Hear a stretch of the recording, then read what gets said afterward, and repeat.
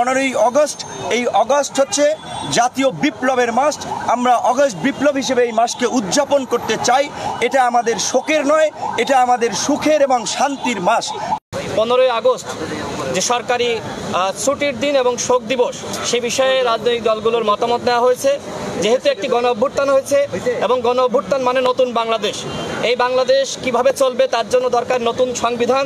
সেই আলোকে আমরা আমাদের মতামতগুলো উল্লেখ করেছি এবং আপনারা জানেন যে ইতিমধ্যে এই স্বৈরাচার শেখ হাসিনা সরকার পালিয়ে গেছে। আমরা জানিয়েছি যে শেখ হাসিনাকে অবশ্যই বাংলাদেশে ফিরিয়ে আনতে হবে এবং আমরা আমাদের দলের পক্ষ থেকে 15টি দাবি করেছি। সেই দাবিগুলো আমরা লিখিত আকারে মাননীয় প্রধান উপদেষ্টা বরাবর আমরা দিয়েছি। আমরা যেটি বলতে চাই, দেখেন আজকে যেভাবে প্রায় 1000 ছাত্র জনতাকে নির্মমভাবে গুলি করে হত্যা করেছে, এই হত্যার পরে কোনোভাবেই একটি রাজনৈতিক দল বাংলাদেশে সাংগঠনিক কাঠামো তাদের রাখতে পারে না। সুতরাং আমরা দাবি করেছি যে আওয়ামী লীগ সহ আওয়ামী লীগের যে সকল দোসর রয়েছে তাদেরকে অনতিবিলম্বে তাদের রাজনীতি নিষিদ্ধ করতে হবে, এই দাবিটি আমরা উত্থাপন করেছি।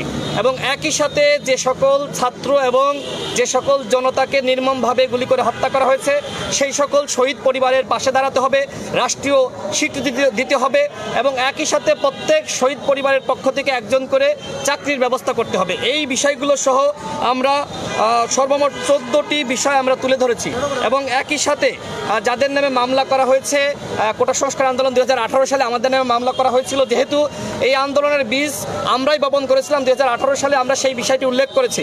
আমরা এই সরকারকে বলেছি যে আমরা গণ অধিকার পরিষদের পক্ষ থেকে আমরা আপনাদের সাথে রয়েছি, যে কোনো সহযোগিতায় রাষ্ট্র পরিচালনা করার জন্য যে কোনো সহযোগিতা আমরা তাদের পাশে থাকব। এবং একই সাথে আমরা শুনতে পাচ্ছি আওয়ামী লীগ একটি কূপ ঘটানোর চক্রান্ত করছে। আমরা সেক্ষেত্রে বলেছি জনতার মঞ্চ গঠন করার মাধ্যমে আমরা এই সরকার যাতে স্থিতিশীল থাকে, রাষ্ট্র পরিচালনা করতে পারে, সেজন্য আমরা এই সরকারের পাশে যেভাবে রাজপথে ছিলাম সেভাবে আমরা রাজপথে থাকব।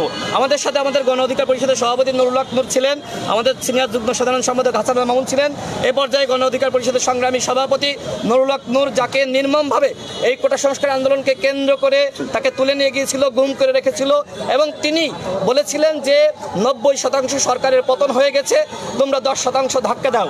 আমরা যেখানে গিয়েছি আজকে এই বিষয়টি নিয়ে তাকে বিভিন্ন জায়গায় প্রশংসা করা হচ্ছে। নুরুল হক নূরকে নির্মমভাবে যেভাবে নির্যাতন করা হয়েছিল, তার সুচিকিৎসা দরকার, তাকে যে ইনজেকশন পুশ করা হয়েছিল সে বিষয়টিও আজকে আমরা মাননীয় প্রধান উপদেষ্টার কাছে তুলে ধরেছি। এরপর যে আমাদের সম্মানিত সভাপতি নুরুল হক নূর কথা বলবেন। ভাই, আপনার কাছে জানতে চাইবেন নির্বাচন বিষয়ে কোনো কথা হয়েছে কিনা, একটু শেষ করে দিন। যে শোক দিবস নিয়ে আলোচনা হয়েছে, শোক দিবস থাকবে কিংবা থাকবে না, কংগ্রেস সিদ্ধান্তটা আসলে কি হয়েছে বা কি বলেছেন আপনি? এখানে যেহেতু এই গত যে ছাত্র জনতার অভ্যুত্থানের মাধ্যমে পরাজিত সরকার যেহেতু ম্যান্ডেটবিহীন সরকার ছিল, কাজেই সেই সরকারের নেওয়া সিদ্ধান্তগুলো স্বাভাবিকভাবেই গণবিরোধী। আমরা 15ই অগস্ট শোক দিবস সহ বিভিন্ন গুরুত্বপূর্ণ সিদ্ধান্ত যে সরকার নিয়েছে সেগুলো রিভিউ করতে বলেছি এবং আমরা সহ এখন পর্যন্ত যতগুলো রাজনৈতিক দল আজকের এই সভায় অংশ নিয়েছে, প্রধান উপদেষ্টা এবং অন্যান্য উপদেষ্টাদের সাথে তারা পরিষ্কারভাবেই বলেছে 15ই অগস্ট, এই অগস্ট হচ্ছে জাতীয় বিপ্লবের মাস। আমরা অগস্ট বিপ্লব হিসেবে এই মাসকে উদযাপন করতে চাই। এটা আমাদের শোকের নয়, এটা আমাদের সুখের এবং শান্তির মাস।